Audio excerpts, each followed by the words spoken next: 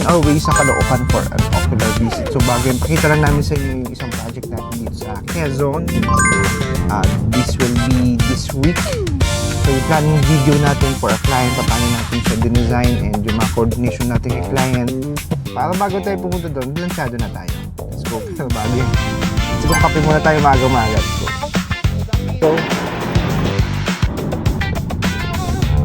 ito yung project natin dito sa Sampaloc, Quezon. 10 pieces na solar panel, 620 watts. So yan yung layout natin kasi mayroong bandang shading dun sa dulo and then may maintenance access dito sa kaliwat kanan. Dito natin papadaanin yung FlexCon dito sa may firewall. Kay client pa naman yung kanan na yan na property. So yan.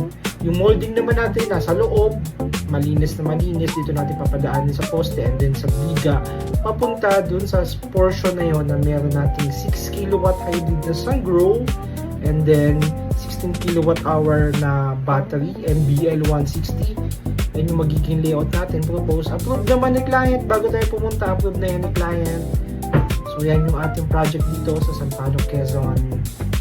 Yan. Yung AC line naman nito is nandun sa labas. So dyan tayo kukuha ng ating AC line papunta sa Meralco para sa ating setup.